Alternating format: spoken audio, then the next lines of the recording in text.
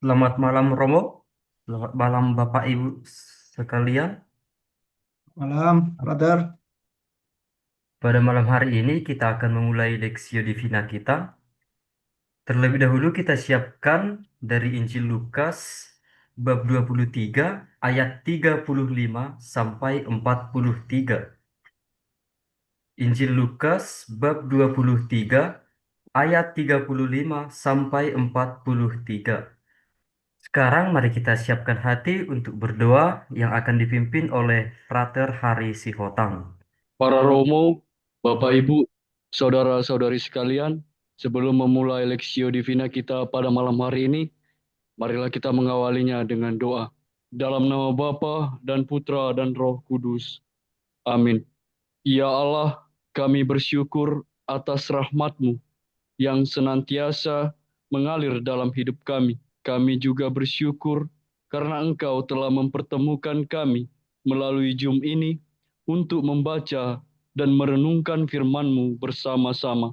Bapa, kami mohon kepadamu, curahkanlah Roh Kudus kepada kami, agar kami mampu memahami dan mengerti, serta melakukan apa yang menjadi kehendak-Mu dalam hidup kami.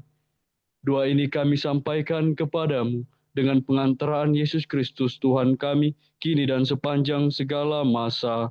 Amin. Amin. Dalam nama Bapa dan Putra dan Roh Kudus. Amin. Baik, terima kasih kepada Frater Hari. Sekarang mari kita langsung memasuki tahap Lexio. Kepada Romo Tinto kami persilakan. Baik, brother. Selamat malam. Terima kasih. Sepertinya suaranya Frater Jeki dengan Frater Hari kurang apa ya? Kurang lantang, kurang apa kecil, agak kecil suaranya. Saya juga begitu kah? Nah, kecil suara saya dengar jelas? Jelas, Jelas Romo. ya Romo. Oh, Jelas, berarti Romo. Frater Harinya yang kurang lantang ya. Padahal Ya, orang Batak Frater Hari ini. Ya, oke. Ini jelas ya? jelas, Romo. Jelas Romo. Oke, terima kasih. Baik, saudari dan saudara, seperti biasa, Lexio Divina kita bahannya pasti dari Injil yang akan kita dengarkan pada hari Minggu yang akan datang. Kebetulan Minggu yang akan datang adalah Hari Raya Kristus Raja yang menjadi eh, tahun liturgi penutup dalam setiap perputaran liturgi. Jadi eh, kita akan membahas dari Injil Lukas bab 23 ayat 35 sampai 43. Seperti biasa supaya membiasakan sabda itu sungguh-sungguh meresap ke dalam hati, budi dan pikiran kita, maka kita akan terlebih dahulu eh, membaca teks ini dengan hati kita, dengan segenap jiwa kita, agar sungguh-sungguh menguasai hati dan budi kita. Nah, saya minta pertama Frater Hari membacakan Injil ini. Ketika Yesus bergantung di salib, pemimpin-pemimpin bangsa Yahudi mengejeknya. Orang lain ia selamatkan. Biarlah sekarang ia menyelamatkan dirinya sendiri jika ia adalah Mesias, orang yang dipilih Allah. Juga prajurit-prajurit mengolok-olokkan dia. Mereka mengunjukkan anggur asam kepadanya dan berkata, "Jika engkau adalah raja orang Yahudi, selamatkanlah dirimu." Ada juga tulisan di atas kepalanya, "Inilah raja orang Yahudi." Seorang dari penjahat yang digantung itu menghujat dia, katanya, "Bukankah engkau adalah Kristus? Selamatkanlah dirimu dan kami." Tetapi yang seorang menegur dia, katanya, "Tidakkah engkau takut juga tidak kepada Allah, sedang engkau menerima hukuman yang sama? Kita memang selayaknya dihukum, sebab kita menerima balasan yang setimpal dengan perbuatan kita. Tetapi orang ini tidak berbuat sesuatu yang salah." Lalu ia berkata, "Yesus, ingatlah akan aku apabila engkau datang sebagai raja." Kata Yesus kepadanya, "Aku berkata kepadamu, sesungguhnya hari ini juga engkau akan ada bersama-sama dengan aku di dalam Firdaus. Baik, terima kasih, Frater.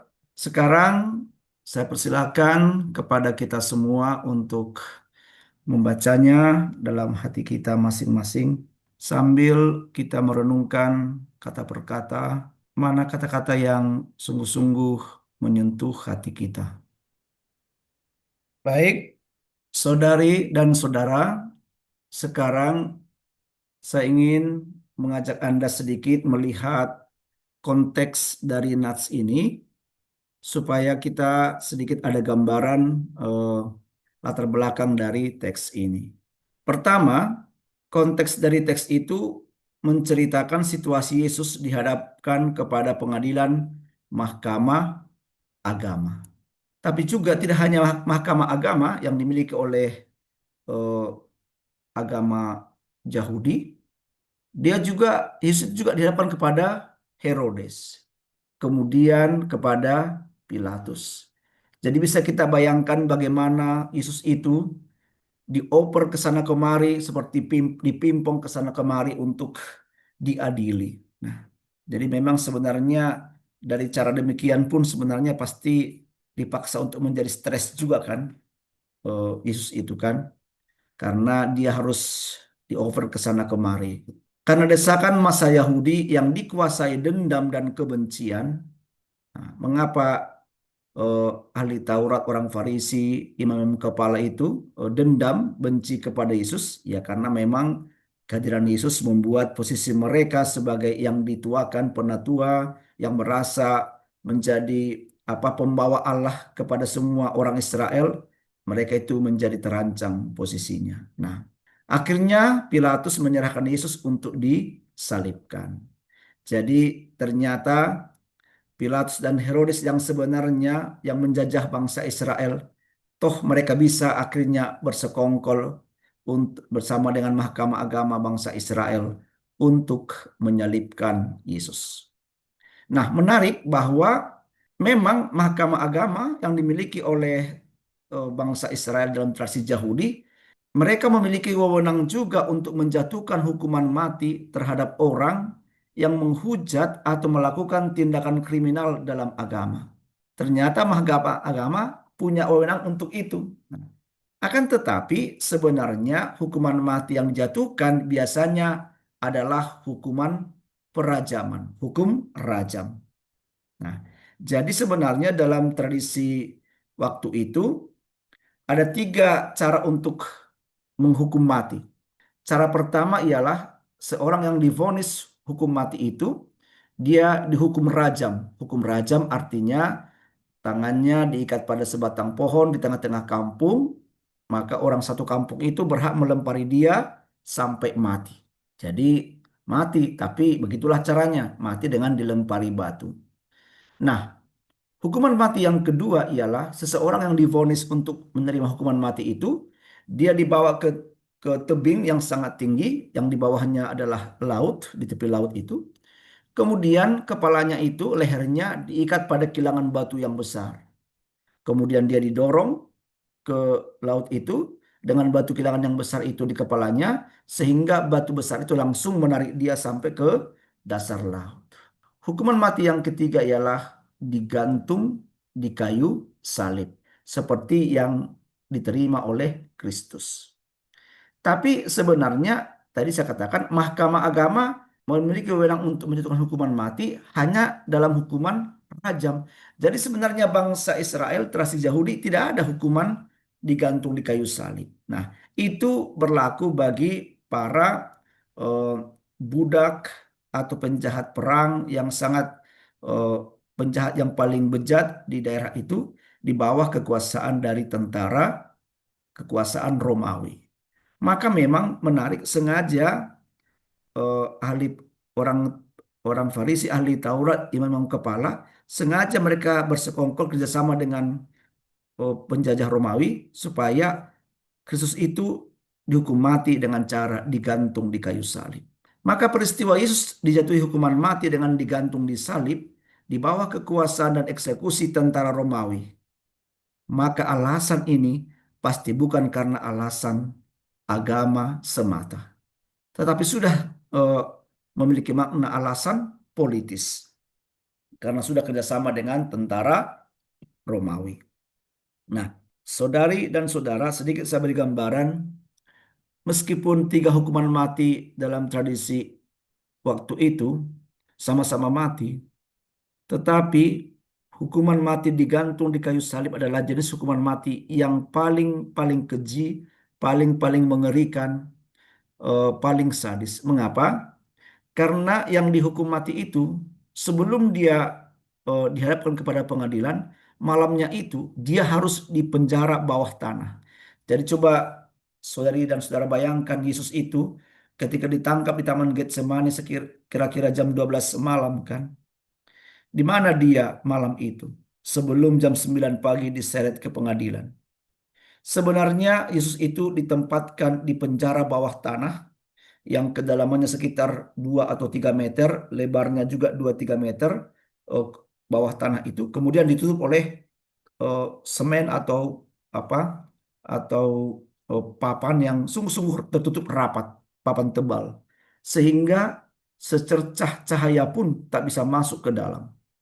Dan Yesus itu hanya menghirup udara yang ada di situ, di lubang itu, selama hampir 8-9 jam.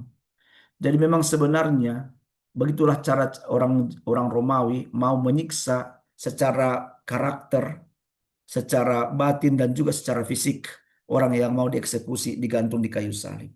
Jadi sebenarnya ketika Yesus dikeluarkan dari bunker itu, dia sudah tidak tahan lagi melihat cahaya kan karena sudah 9 jam tak melihat secercah cahaya pun. Kemudian oksigennya pun sangat terbatas karena hanya yang berada di lubang itu.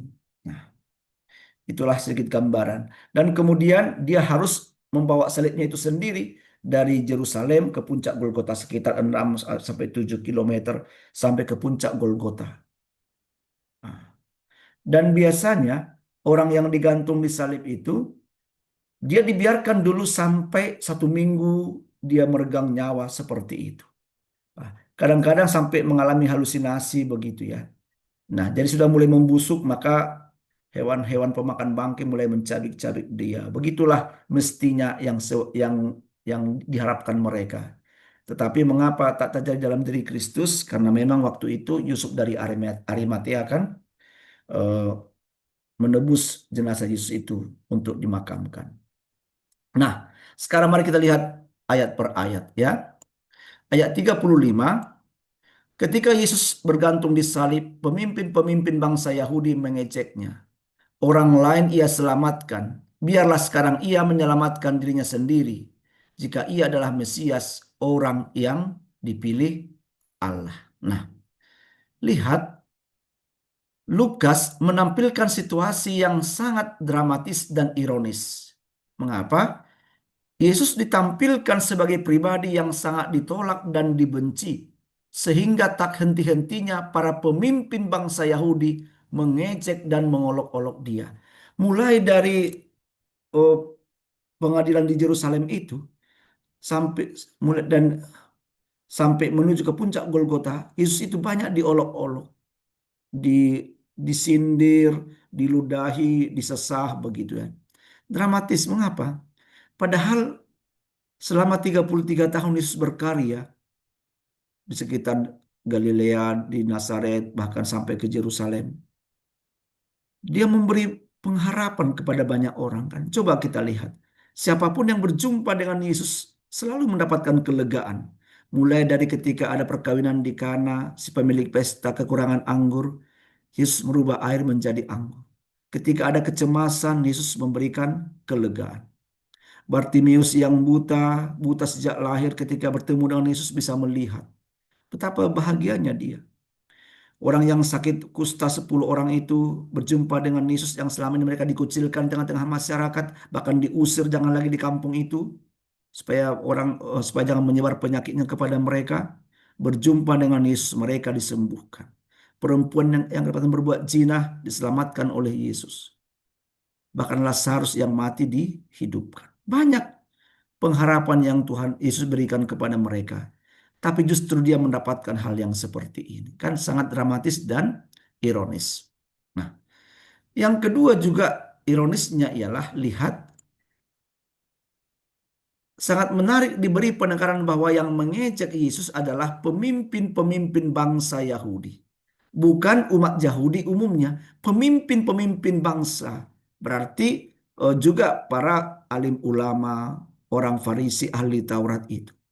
Yang dimaksud di sini adalah para mahkamah agama, para imam kepala, para penatua dan ahli Taurat. Para pemimpin, bahkan justru yang dalam diharapkan apa namanya memiliki pemahaman akan lebih tinggi tentang agama, justru mereka mempertontonkan sikap amoral dan bengis, tidak menjadi contoh dan suri teladan bagi umat dan pengikutnya. Ini sungguh sangat ironis kan. Nah, itu juga bisa menjadi bahan refleksi buat kita ya. Ketika misalnya pemimpin gereja, uskup, imam, atau DPH di masing-masing paroki tidak menunjukkan suri teladan, mau apa lagi kan? Nah, jadi ini menjadi bahan refleksi juga untuk kita. Atau kaling atau korwil begitu ya. Jadi memang semakin banyak kita mendapatkan rahmat, mestinya semakin banyak dituntut dari kita. Tapi mereka tidak mempraktekkan hal yang seperti itu. Justru pemimpin tidak memberi contoh yang baik. Nah, ada ungkapan orang lain ia selamatkan, biarlah sekarang ia menyelamatkan dirinya sendiri.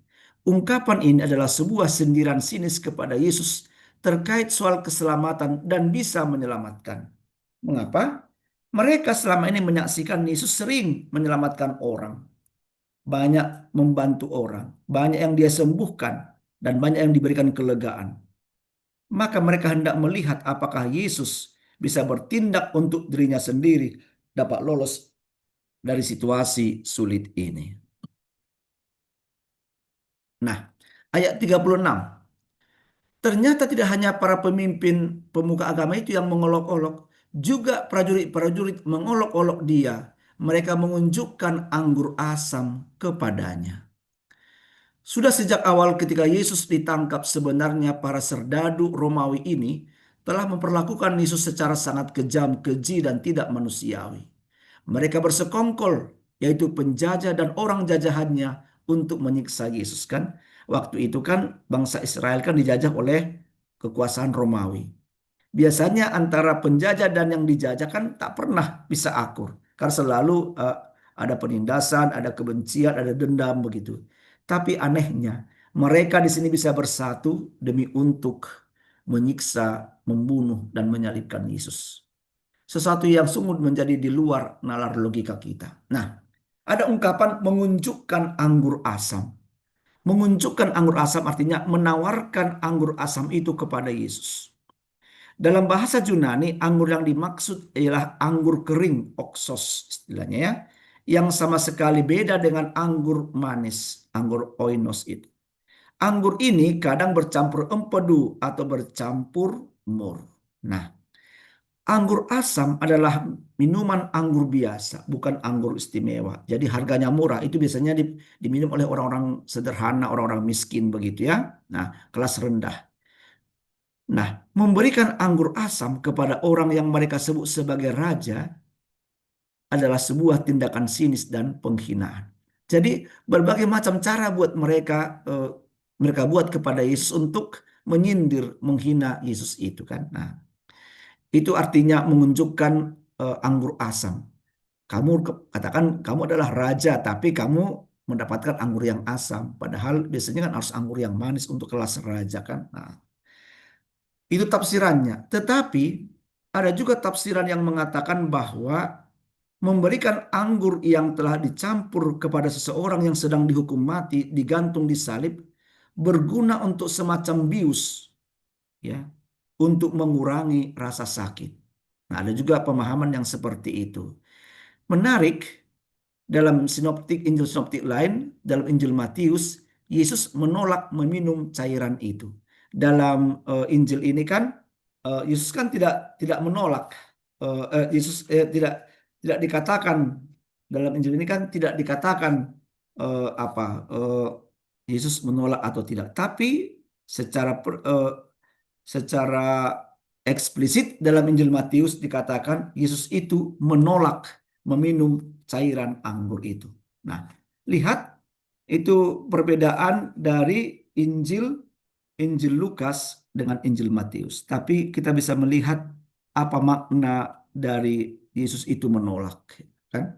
Nah, mengapa eh, Injil Matius menekankan Yesus menolak itu? Karena kalau tadi dikatakan anggur asam itu semacam bius untuk mengurangi rasa sakit, Yesus menolak karena Yesus tidak ingin apa eh, menerima semua salib itu, penderitaan itu dalam keadaan ada dibantu oleh bius menahan rasa sakit. Yesus menolak itu karena dia ingin menjalaninya secara natural tanpa bantuan apapun. Nah, seperti misalnya kalau kita sakit kan operasi kan perlu dibius supaya untuk mengurangi rasa sakit begitulah. Tapi Kristus menolak itu karena dia ingin menjalani semua secara natural.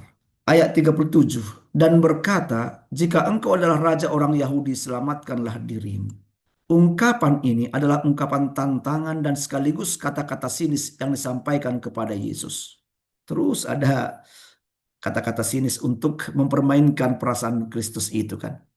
Nah, ayat 38 ada juga tulisan di atas kepalanya, inilah raja orang Yahudi. Kan ada tulisan INRI kan di atas salib itu. INRI itu sebenarnya kepanjangan dari Yesus Nazarenus Rex Judeorum kan. Yesus Kristus raja orang Yahudi. Tulisan ini adalah atas suruhan dari Pilatus untuk ditempelkan pada salib Yesus. Nah, jadi Pilatuslah yang mempunyai ide itu.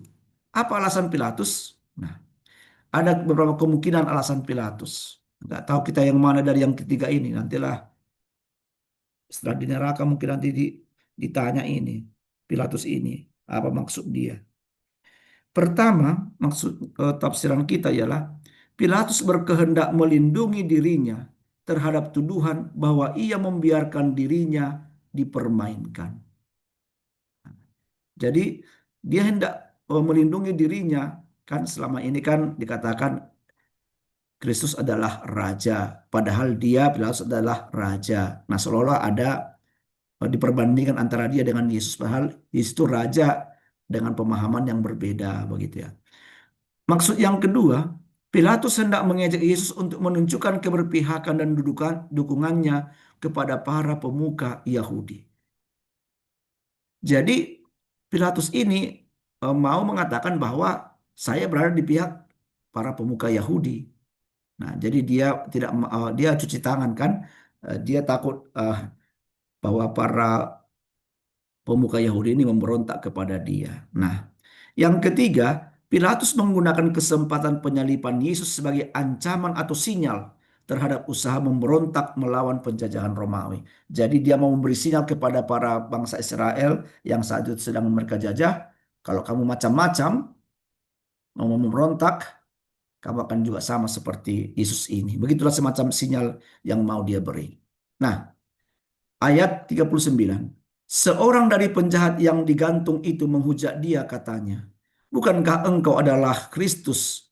Selamatkanlah dirimu dan kami. Siapakah kedua penjahat yang digantung di salib di sebelah kanan dan kiri Yesus itu? Tidak jelas disebutkan siapa mereka. Yang jelas mereka divonis sebagai penjahat dan pemberontak. Nah, salah satu dari penjahat tersebut disinyalir adalah pengikut gerakan Zelot yang memberontak terhadap penjajahan Romawi pada waktu itu. Jadi kelompok Zelot itu adalah kelompok dari bangsa Yahudi yang eh, memberontak terhadap penjajahan Romawi. Mereka tidak setuju penjajahan Romawi itu. Ingat salah satu murid dari Yesus kan eh, Simon orang Zelot itu kan kelompok itu juga yang memberontak melawan terhadap penjajahan Romawi itu. Nah, dikatakan begini, bukankah engkau adalah Kristus? Selamatkanlah dirimu dan kami.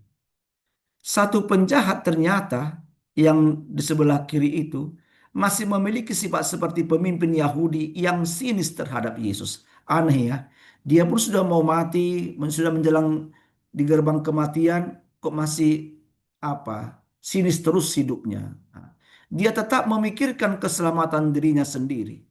Secara sinis dia mengingatkan Yesus untuk tidak menyelamatkan dirinya sendiri, tetapi ikut juga dirinya diselamatkan. Nah, jadi begitulah.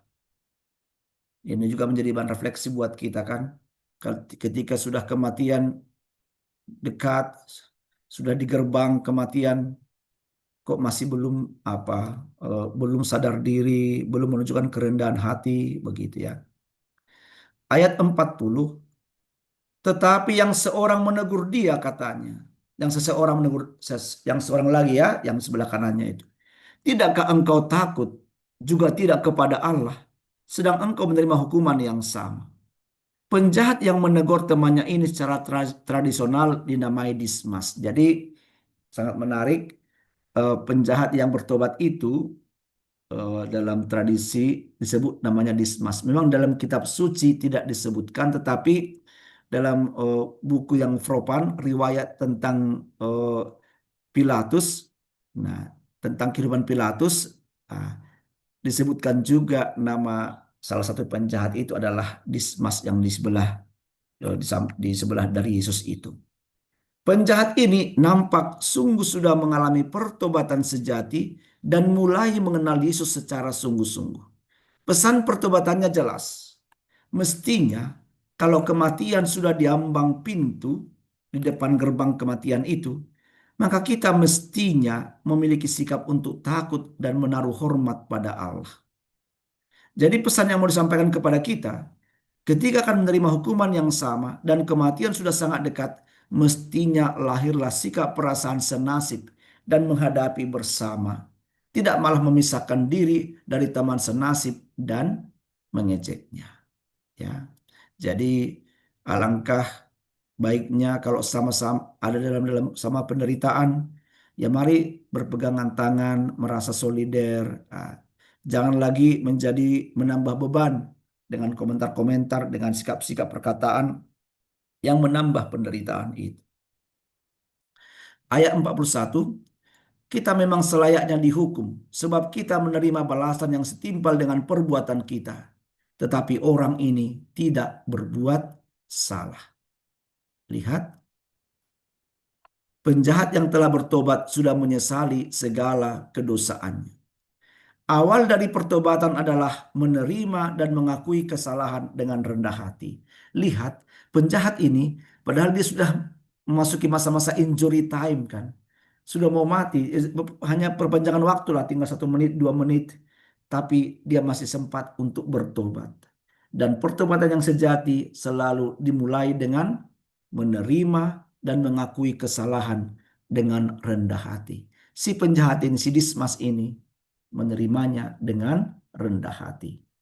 Maka tidak ada pertobatan yang sejati tanpa sikap rendah hati untuk berbalik arah menuju kepada Tuhan. Ayat 42. Lalu ia berkata, Yesus, ingatlah akan aku apabila engkau datang sebagai raja. Lihat, penjahat itu sudah menyebut dengan nama sendiri Yesus itu. Kan? Jadi penjahat itu sudah mengenal dengan nama Yesus itu sendiri. Ada ungkapan dalam bahasa Latin, nomen est omen. Nama itu adalah tanda. Nama itu justru menunjukkan kualitas karakter karismanya, kan? Maka Yesus itu artinya Allah yang menyelamatkan. Jadi sebenarnya si penjahat ini yang bertobat ini, dia sudah yakin dan percaya bahwa Yesus ini bisa menyelamatkan dirinya. Maka dia berkata, Yesus, ingatlah akan aku apabila engkau datang sebagai raja. Penjahat yang telah bertobat itu berkata, Yesus, ingatlah akan daku. Dia menyebut nama Yesus secara personal. Nama Yesus dalam konteks ini artinya Allah menyelamatkan. Kerajaan Tuhan dalam diri Yesus tidak akan mampu diterima oleh setiap orang tanpa rahmat ilahi Tuhan turun atas mereka. Kemuliaan dan kerajaan Tuhan harus dimulai dari kematiannya. Lihat, sangat menarik ungkapan ini ya, ayat 42 ini. Sebenarnya ini majas apa ya, eh, ungkapan yang kontradiktif kan. Justru ingat akan daku, justru sudah mau mati, tetapi mengakui dia sebagai raja. Kontradiktif sebenarnya, tapi justru disitulah letak dari antitesis yang dibuat oleh Yesus itu. Transformasi yang dibuat oleh Yesus. Tidak ada kebangkitan tanpa mati di salib. Jadi kematian, kebangkitan, kenaikan ke surga dan menjadi raja itu adalah satu kesatuan yang tak terpisahkan. Ayat 43, kata Yesus kepadanya, Aku berkata kepadamu, sesungguhnya hari ini juga engkau akan ada bersama-sama dengan aku di dalam Firdaus. Nah, ungkapan aku berkata padamu, sering kan Yesus mengungkapkan ini kan, mengungkapkan kata-kata ini. Aku berkata kepadamu. Dalam Injil beberapa kali dikatakan begitu. Nah, kata Yesus ini dikatakan dengan begitu tegas dan penuh wibawa. Coba bayangkan, sudah meregang nyawa detik-detik kematian, Yesus masih mampu memberikan kata-kata yang tegas, memberikan jaminan yang pasti dan jelas dengan mengatakan, Aku berkata padamu. Setiap kata ini diucapkan, pasti ada sesuatu hal yang sangat penting dan prinsipil yang akan diungkapkan oleh Yesus. Maka pendengar diminta memperhatikannya sungguh-sungguh. Misalnya, Aku berkata kepadamu, sangat sukar orang kaya masuk ke dalam kerajaan Allah. Lebih mudah seekor onta masuk lubang jarum dan seterusnya kan. Itu dimulai dengan kata aku berkata kepadamu. Itu berarti ada hal yang penting yang mau Yesus tekankan. Ungkapan hari ini, nah ini kan hari ini juga engkau akan. Hari ini, ungkapan ini hendak mengungkapkan suatu pernyataan kehadiran diri Allah secara nyata dalam tindakan penyelamatannya. Nah, Santo Ambrosius menafsir ungkapan ini dengan mengatakan apa? Tentang kata hari ini, aku bersama dengan engkau di Firdaus. Hidup kita akan berarti bersama Kristus. Sebab di mana Kristus berada, disitulah kerajaan Allah nyata hadir. Jadi bayangkan, justru di tengah-tengah kehinaan seperti itu, dipertontonkan kematian yang sangat tragis di hadapan banyak orang, digantung di salib itu, Kristus tetap mampu menunjukkan Allah sungguh-sungguh hadir di dalam kerajaannya. Si penjahat itu yang sudah menjelang kematian, dia merasa hidup ini tetap berarti. Meskipun selama ini sepanjang hidupnya merasa tidak berarti hidupnya, karena tapi dia telah bersama dengan Yesus. Dia merasa hidupnya menjadi berarti. Maka saudari dan saudara, hidup bersama Kristus itu adalah hidup yang sungguh-sungguh penuh arti. Ungkapan terakhir, engkau akan ada bersama-sama dengan aku di dalam Firdaus. Ungkapan ini sungguh terkesan metaforis, tetapi juga syarat makna yang mendalam. Justru dalam situasi sedih, gersang, pedih, dan kesepian yang mendalam yang digantung di kayu salib, dapat diubah oleh Kristus menjadi Firdaus.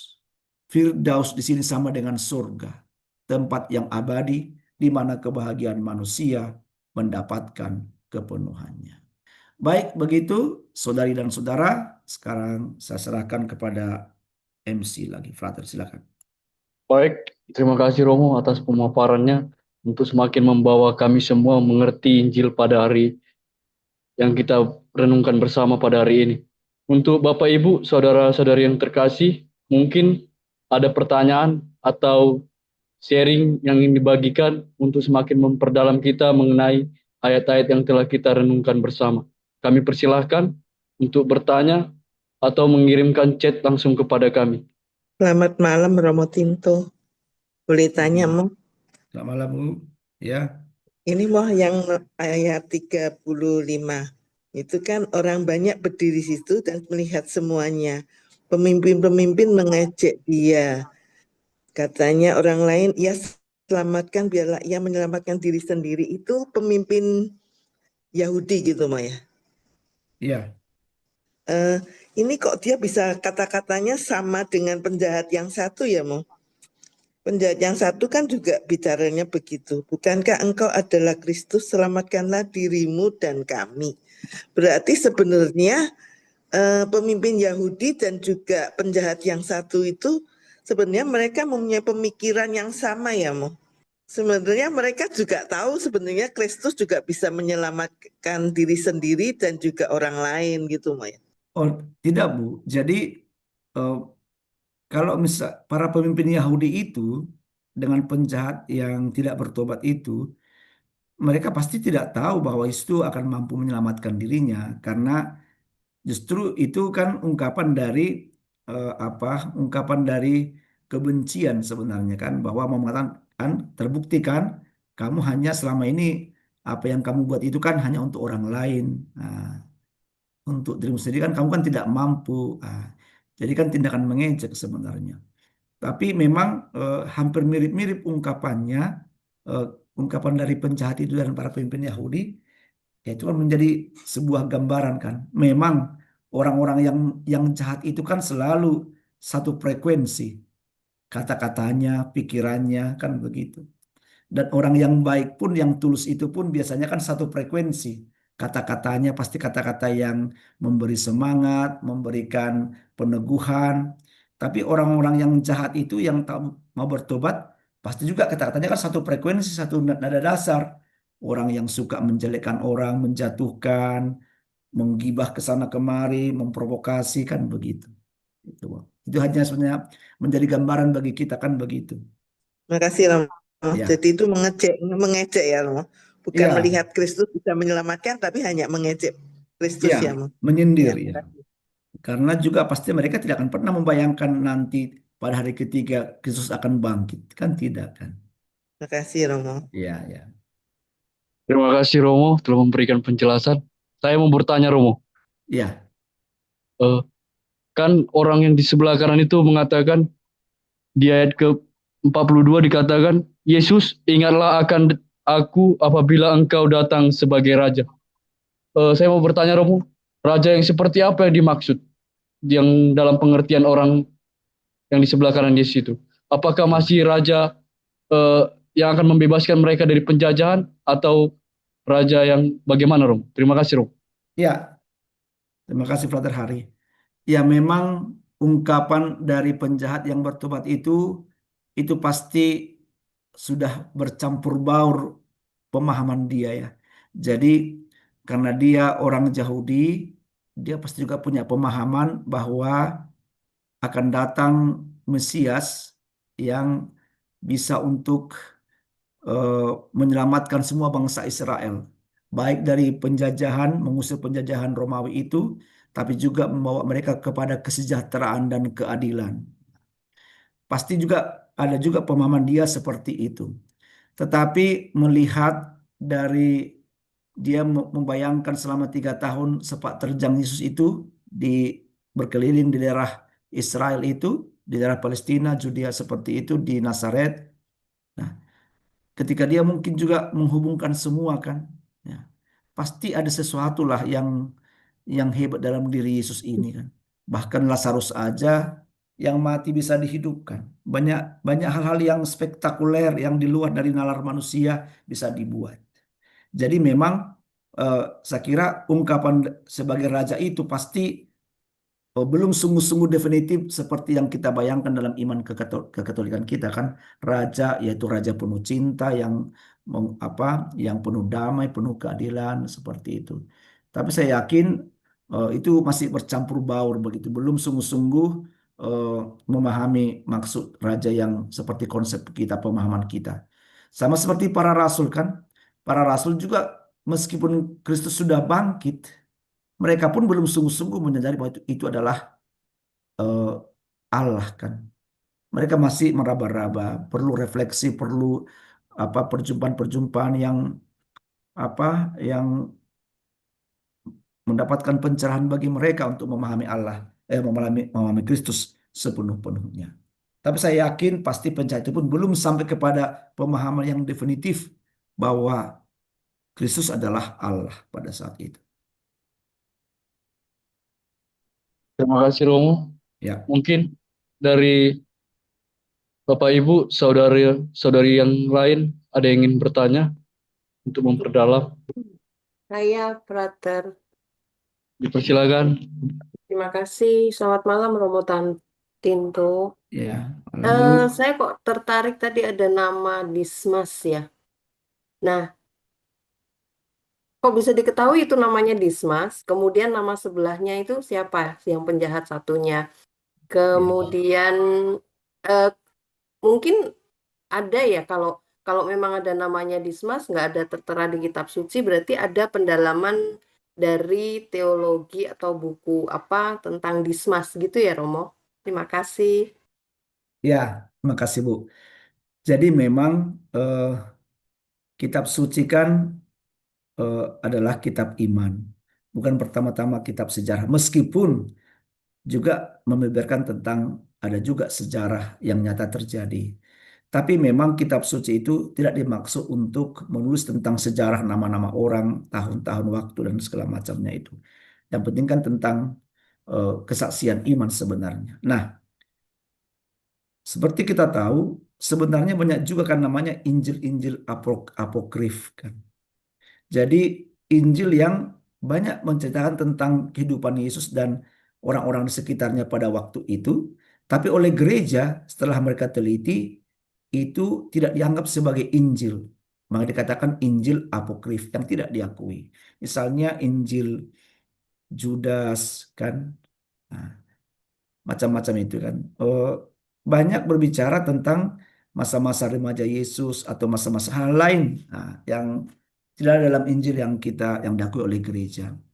Nah, Dismas ini itu tertulis dalam, saya katakan tadi, bukan dalam Injil apokrif, tapi buku sejarah yang berbicara tentang Raja eh, Raja Herodes dan Pilatus itu. Nah, jadikan buku profan, sejarah profan yang berbicara tentang eh, Pilatus dan Herodes. Dan secara eksplisit dalam buku itu disebutkan nama Dismas ini begitu.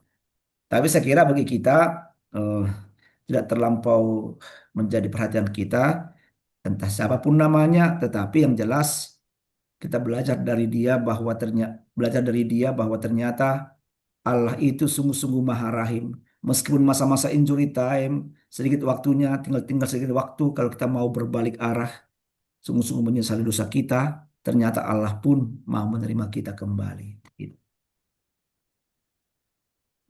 Terima kasih Romo. Ada pertanyaan lagi Romo Ya, dari Saudari Yunita. Apa yang harus kita lakukan sebagai tanggapan kita bahwa Yesus adalah Raja dalam hidup kita? Itu pertanyaan Romo. Terima kasih Romo. apakah apakah tanggapan kita?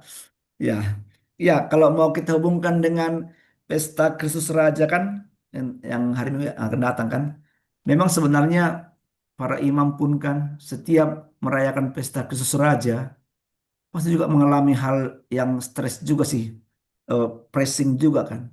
Bagaimana mau mewartakan tentang Kristus Raja, padahal Injilnya pun tentang Kristus yang digantung di kayu salib. Nah, jadi bagaimana mengaitkan keduanya ini? Tapi sebenarnya kita bisa lihat kan, raja itu berarti menguasai, ya kan? Misalnya kalau raja yang di dunia ini ya menguasai wilayahnya semua tunduk padanya. Tapi kalau kita mau memahami Kristus sebagai raja, saya kira pertama-tama dengan Injil itu, Kristus menguasai keadaan, menguasai situasi. Ini memang kita bahas Injil Lukas.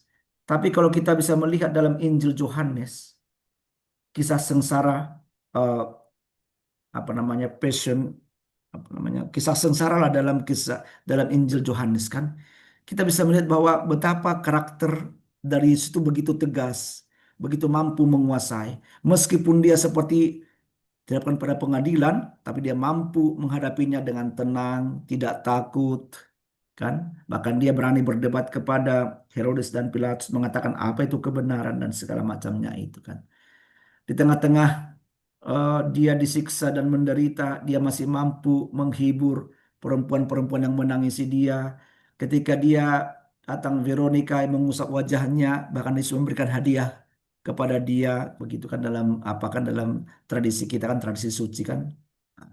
Jadi bahkan ketika dia sudah disesah, dipermalukan dan digantung di kayu salib, dari atas dari atas salib itu dia masih bisa mengatakan, Tuhan ampunilah mereka sebab mereka tidak tahu apa yang mereka perbuat. Menjadi refleksi buat kita ialah Kristus itulah raja, raja yang menguasai segala situasi, segala keadaan. Dia tidak larut terhadap situasi dan keadaan itu, dan dia adalah raja menguasai waktu. Ketika dia mati di salib, pada hari ketiga bangkit kembali. Ketika dia bangkit, berarti kan dia dan hidup selamanya, dia kan tidak terikat lagi pada ruang dan waktu. Dan disinilah dia raja, menguasai situasi keadaan, dan dia menguasai dunia ini, keadaan ini dengan cinta itu kan. Jadi cinta yang dia buatlah membuat dia menjadi raja yang mampu menguasai segalanya, menguasai waktu, menguasai ruang dan waktu, menguasai apa kelemahan-kelemahan manusia itu pun bisa dia kalahkan dengan cinta. Saya kira itulah letak raja yang mestinya kita rayakan hari Minggu yang akan datang dalam pesta Kristus Raja. Begitu. Baik, terima kasih Romo. Apakah masih ada lagi pertanyaan dari Bapak Ibu sekalian?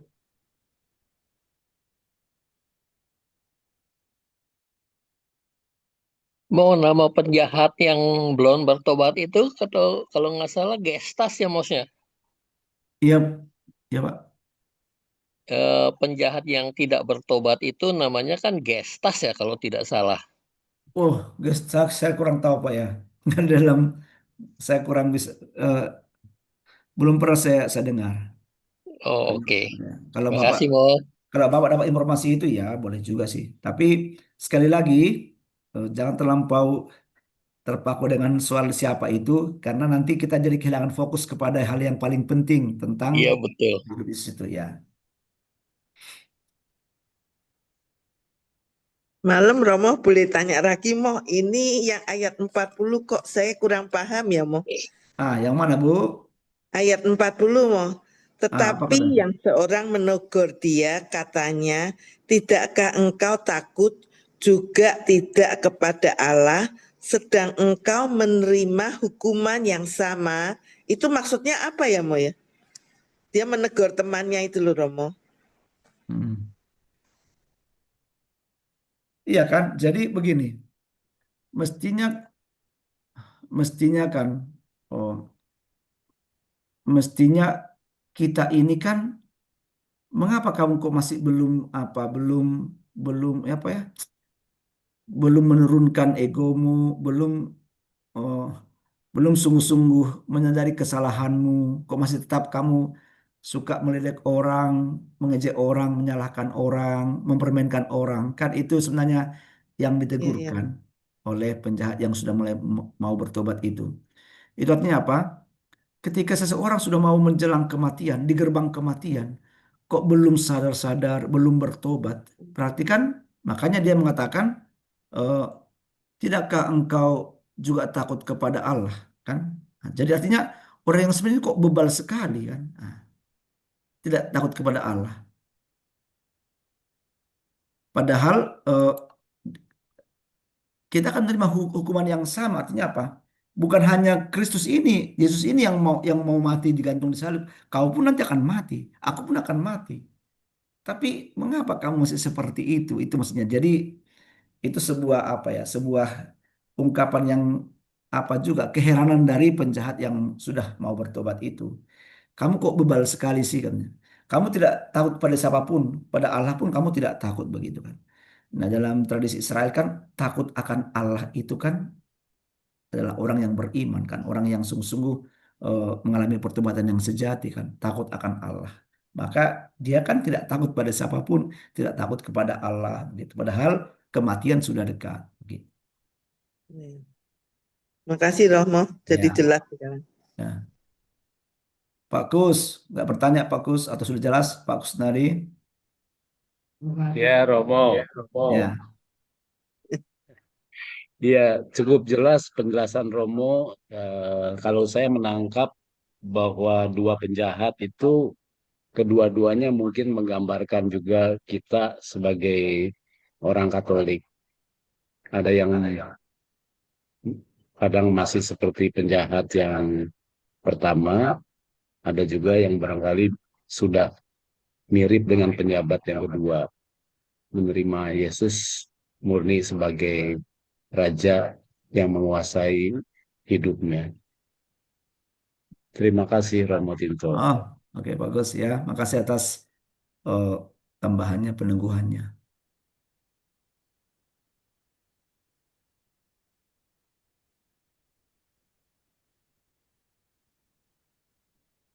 Biasanya Pak Nata berkomentar seperti agak diam Pak Nata ini. Ya mungkin terharu mungkin dia Pak Nata mungkin lah. Jadi oke. Romo kalau mau nanya sesuatu tapi agak beda sedikit dari eh, Injil kita boleh mau? Bedanya di mana Bu? Lari. Jangan Oh, terlalu lari ya. kan tadi saya ketemu dengan teman dari agama lain ya Romo. Ya, Mungkin Kristen mau ya. ya. Kan saya bilang gini, kan kemarin kita mengaku dosa gitu mau ya. Kebetulan kan kemarin saya ikut acara itu loh mau, yang siarah mau. Kemarin Ya, kita ada acara mengaku dosa. Terus kata ya. dia gini, apakah dengan mengaku dosa itu dosanya dihapus? Kata dia gitu mau. Hmm. Saya jadi bingung juga, saya diem aja, saya kan takut salah jawab yang Hmm.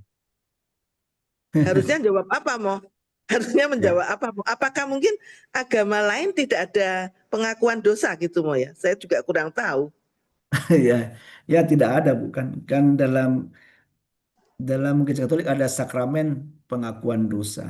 Nah, Gereja Katolik mengangkat pengakuan dosa itu kan sakramen. Kalau namanya sakramen adalah tanda dan sarana Allah datang untuk menyelamatkan manusia. Allah yang berkarya kan? Istilah itu ex opere operato. Allah yang berkarya. Kalau Allah yang berkarya tak pernah bisa gagal. Selalu terjadi. Sama seperti misalnya dalam sakramen baptis. Ketika seorang bayi itu dibaptis dengan materi dan forma materinya air, formanya aku membaptis engkau dalam nama Bapa dan Putra dan Roh Kudus dengan air mengalir, terjadilah pembaptisan.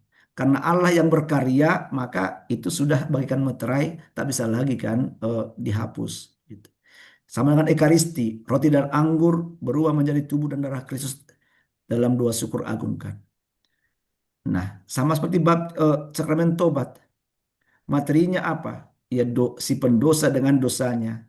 Formanya ketika dia mengakukan dosanya semua kan seseorang yang mengaku dosa kan tidak kepada imamnya kan. Imamnya kan hanya perantara. Dia kan mengaku kepada Tuhan kan. Maka seorang peniten itu kan ketika dia mengaku dosa kan dia mengatakan Bapa saya sudah 3 bulan misalnya tidak mengaku dosa.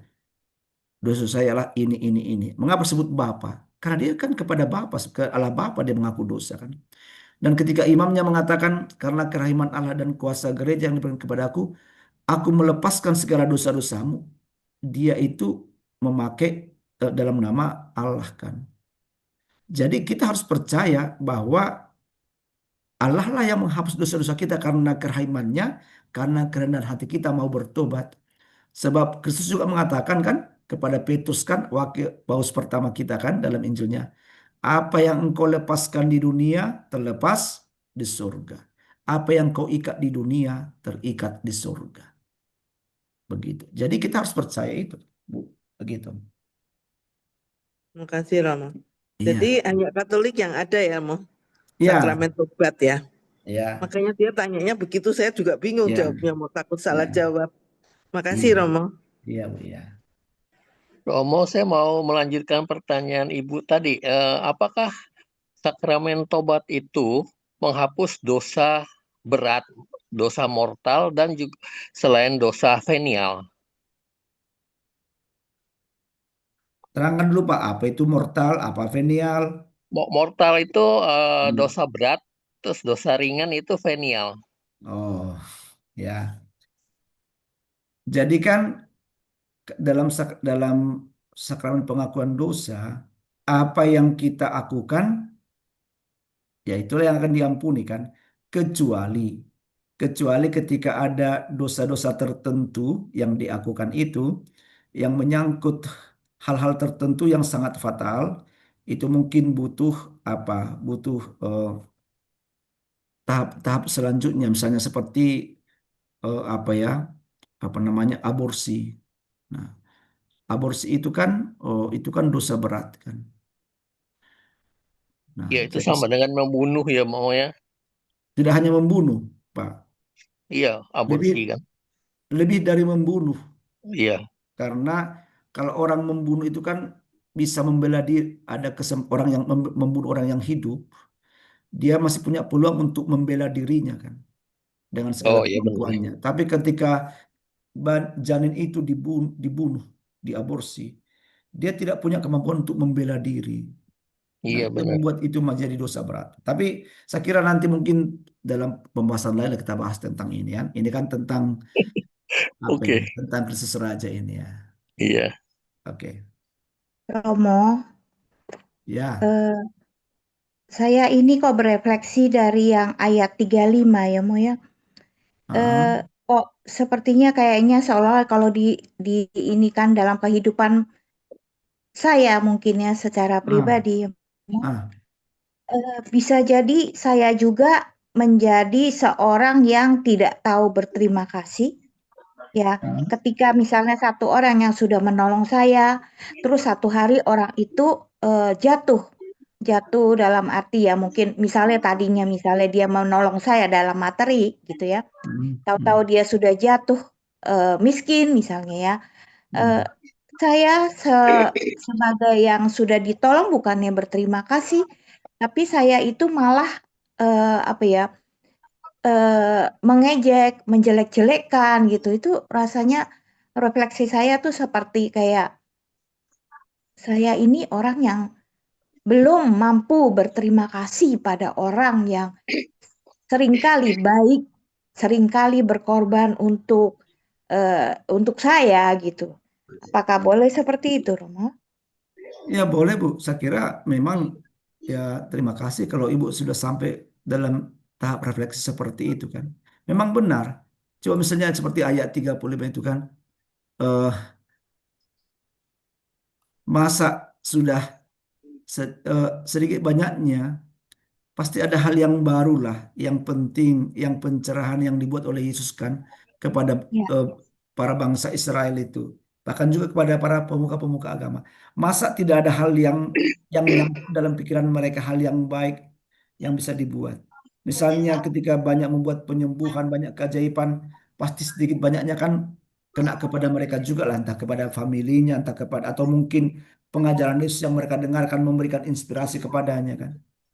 Tapi itulah kadang-kadang kan kita ini kan pribadi yang kurang mau bersyukur, menjadi pribadi yang ketika sudah menjadi sakit hati, kecewa atau merasa zona nyamannya diganggu, kita menjadi seperti singa liar kan yang buas untuk apa mau membalaskan dendam kita, rasa jengkel kita begitu.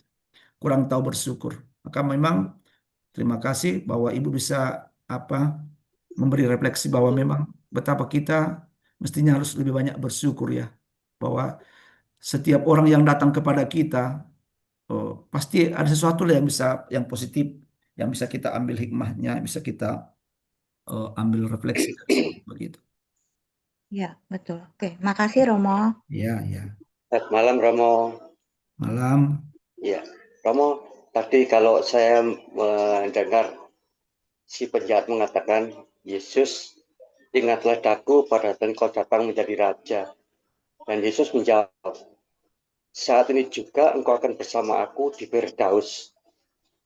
Nah, padahal kalau kita lihat dari konteks itu, Yesus pada saat itu masih disalib, Romo. Jadi maksud Yesus, saat ini juga kamu bersamaku di Firdaus itu gimana, Romo ya?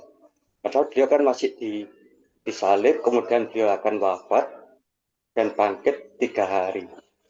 Itu gimana Romo penjelasannya Romo? Terima kasih Romo. Nah, kita tahu kan Yesus itu memang sungguh manusia, tapi juga sungguh-sungguh Allah. Nah, jadi, kita bicara tentang kealahan Kristus dulu. Kealahan Kristus bisa kita lihat ketika dia membuat keajaiban, dia mengajarkan tentang Allah itu seperti apa, Allah Bapa seperti apa. Dia bisa membangkitkan Lazarus yang mati. Manusia biasa tidak bisa berbuat seperti itu, kan?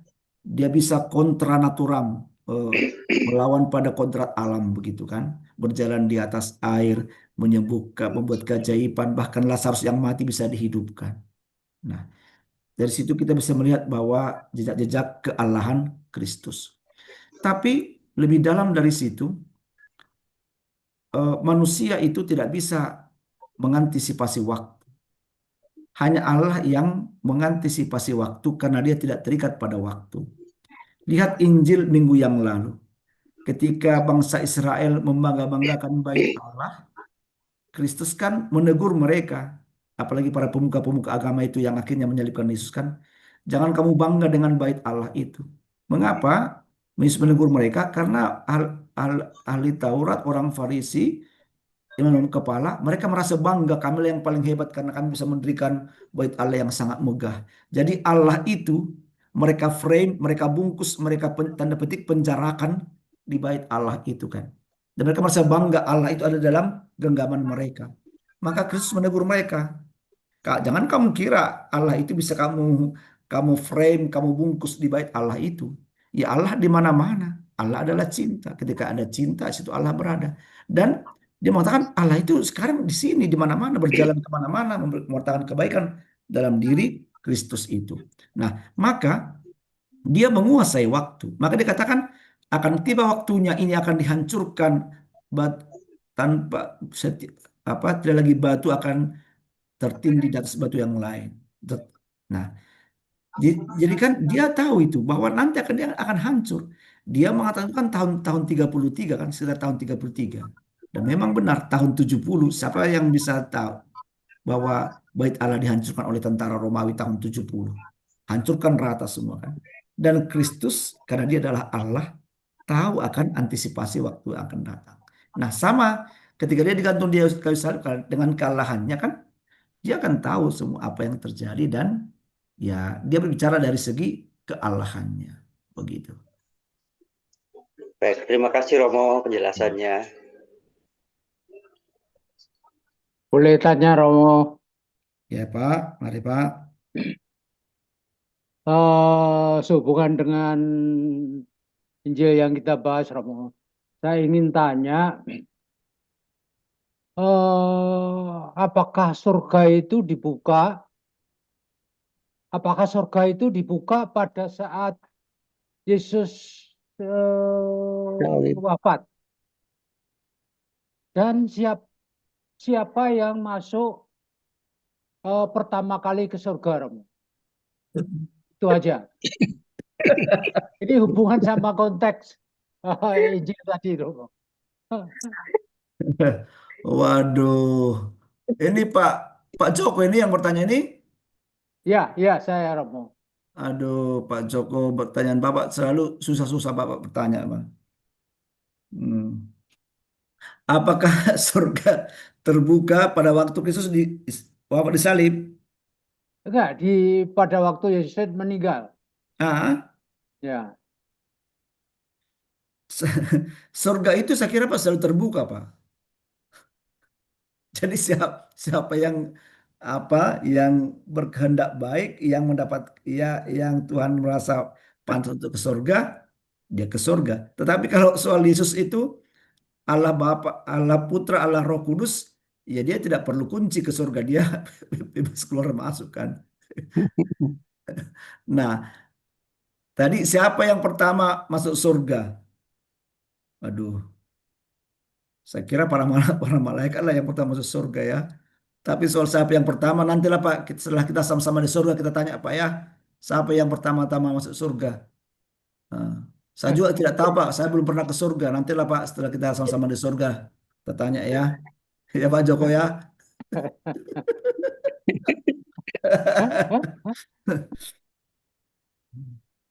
Mau nambahin Iya, yang iya, masuk iya. surga. Eh, Kalau nggak salah kan waktu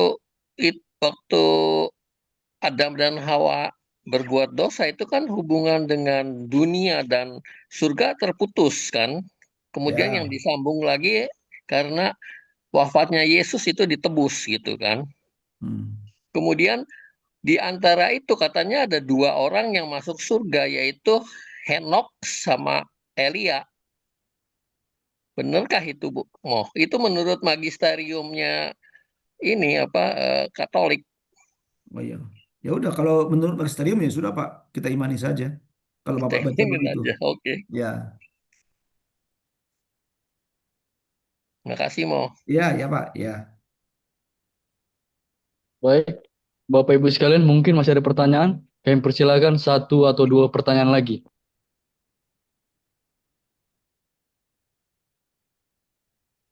Baik, saya kira tidak ada lagi. Sekarang, marilah kita saatnya masuk ke tahap meditasi.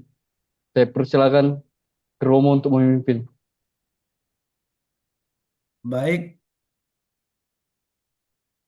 saudari dan saudara, setelah kita mengunyah-unyah sabda Allah itu dan menjadikan milik kita, sekarang saya ingin mengajak Anda semua memasuki tahap meditatio. Kita hendak mengkontemplasikan, merenungkan sabda itu, dan membiarkan sabda itu berbicara ke dalam hati kita, mana ayat yang paling berkesan kepada kita, dan mengapa itu berkesan, dan apa pesan Yesus kepada kita dengan merenungkan sabda itu. Kita membayangkan kembali Injil itu, menghadirkan dalam imajinasi kita, dan kita sungguh-sungguh berada bersama dengan Kristus di puncak Golgota itu.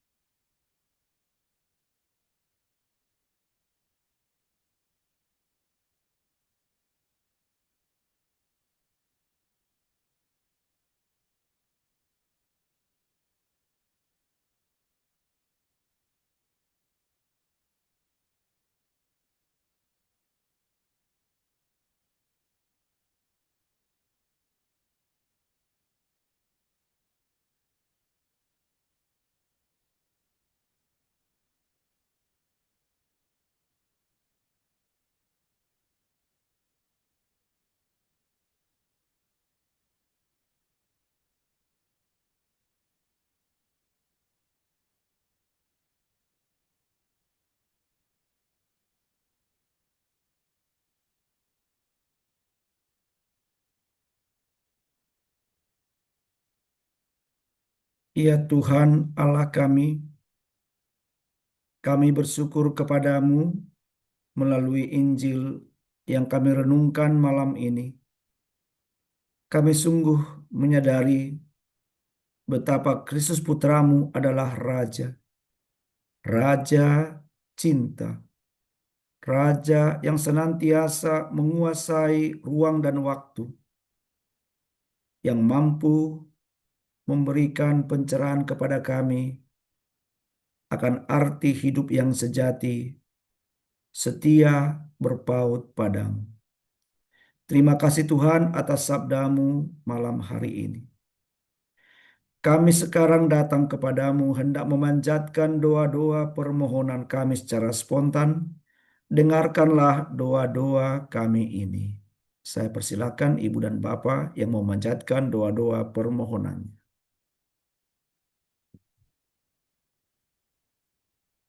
Allah Bapa yang Maha Kudus, puji dan syukur kami panjatkan ya Bapak atas kebaikan-Mu, atas bimbingan-Mu, atas penyertaan-Mu, sehingga pada malam hari ini Kau himpun kami dalam Lexio Divina melalui Zoom yang dibawakan oleh Romo Tinto. Ya Bapak, semoga pemaparan permenungan yang dibawakan oleh Romo Tinto dapat kami serap dengan baik, memahami dan mengerti, sehingga dalam menjalani hidup kami sehari-hari, kami senantiasa mengerti bahwa dengan bertobat, Engkau akan menyelamatkan kami ya Bapak dan mendampingi kami dalam menjalani hidup kami sehari-hari. Marilah kita mohon, Kabulkanlah Kabulkanlah doa doa kami ya kami ya kami ya Tuhan. Tuhan. Ya Bapak yang Maha Kasih, terima kasih Bapak, selamat malam. Kami juga anakmu yang lemah, yang rapuh, yang selalu banyak segala, saling memberikan segala perhatian dan saling belajar yang telah Engkau ajarkan kepada Pak Roma pada hari ini. Bapak, pimpinlah selalu setia di dalam jamaah Roh Kudus-Mu. Semoga dalam belajar ini bisa memberikan yang terbaik bagi diri sendiri dan juga bagi orang lain. Terima kasih ya Bapak, kami mohon. Kabulkanlah doa kami ya Tuhan. Bapak yang Maha Baik, terima kasih atas pelajaran pada malam hari ini yang dibawakan oleh Romo Tinto dengan bacaan Lukas. Semoga dengan adanya Dismas, belajar kami semua bisa belajar kerendahan hati, selalu rendah hati di hadapan Tuhan Yesus, sehingga kami juga mendapatkan keselamatan seperti Dismas masuk dalam kerajaan surga. Terima kasih Bapak, kami mohon. Kabulkanlah doa kami Ya ya Tuhan. Tuhan. Ya Yesus, kami mohon rahmat-Mu Tuhan untuk dapat menerima semuanya ini, karena itu hal yang sangat tidak mudah. Ialah karena rahmat-Mu kami boleh meneladani Yesus yang selalu memberikan yang terbaik bagi semua orang. Kepadamu kami mohon. Amin ya Tuhan. Demikianlah ya Tuhan doa-doa dari kami para hamba-Mu. Jika berkenan kepadamu, terimalah. Jika ada kekurangannya, sudilah Engkau menyempurnakannya. Dan sekarang kami ingin menyempurnakan doa-doa kami ini dengan doa yang Engkau ajarkan sendiri.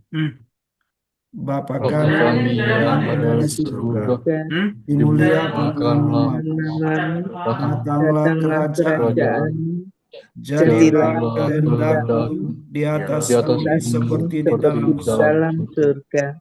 Berilah kami rezeki pada hari ini, dan ampunilah kesalahan kami, seperti kami yang bersalah kepada kami. Dan janganlah masukkan kami ke dalam pencobaan, tetapi bebaskanlah kami dari yang jahat. Amin. Baik, silakan Frater. Oke, baik, terima kasih Romo. Demi nama Bapa dan Putra dan Roh Kudus. Amin. Amin. Ya Allah yang berhati Bapa, kami bersyukur kepadamu, Engkau sungguh maha baik. Kami telah mendengarkan sabdamu, maka Tuhan semoga sabdamu tinggal di hati kami. Tambahkanlah iman kami agar melalui sabdamu itu kami belajar apa arti mengikuti Engkau sampai ke puncak Golgota. Semoga kami setia seperti Engkau setia sampai akhir. Maka Tuhan, berkatilah seluruh umat-Mu ini yang mengikuti Lexio Divina ini. Semoga mereka hidup di dalam sabdamu, menjadikan sabdamu bagaikan pelita dan tongkat bagi mereka untuk berjalan menuju sampai kepadamu. Maka Tuhan, melalui tangan kami, turunkanlah berkat-Mu kepada saudari dan saudara kami ini. Tuhan bersamamu. Dan bersama roh. Semoga kita semua, segala niat baik kita, segenap keluarga kita dimanapun mereka berada, dan teristimewa, semoga kerinduan kita yang paling dalam diberkati dan dikabulkan oleh Allah Bapa yang Maha Kuasa, Bapa, Putra, dan Roh Kudus. Amin. Amin.